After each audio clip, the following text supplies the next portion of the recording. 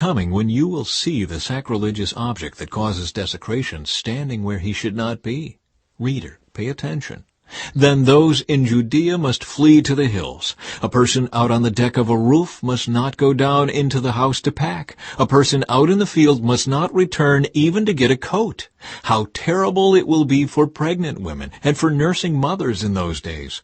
And pray that your flight will not be in winter, for there will be greater anguish in those days than at any time since God created the world, and it will never be so great again.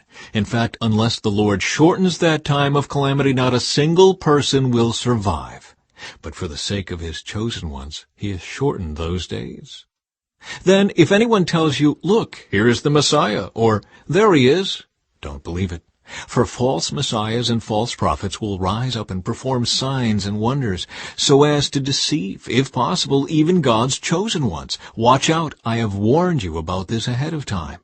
At that time, after the anguish of those days, the sun will be darkened, the moon will give no light, the stars will fall from the sky, and the powers in the heavens will be shaken. Then everyone will see the Son of Man coming on the clouds with great power and glory, and he will send out his angels to gather his chosen ones from all over the world, from the farthest ends of the earth and heaven.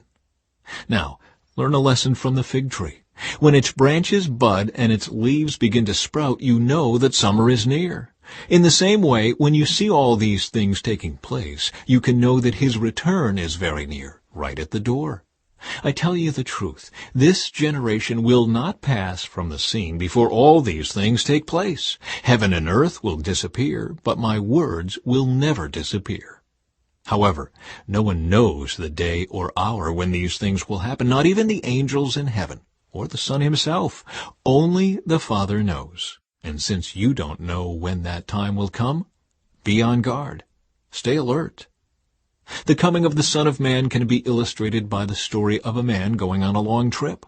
When he left home, he gave each of his slaves instructions about the work they were to do, and he told the gatekeeper to watch for his return.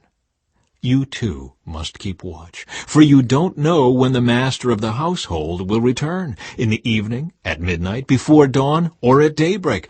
Don't let him find you sleeping when he arrives without warning.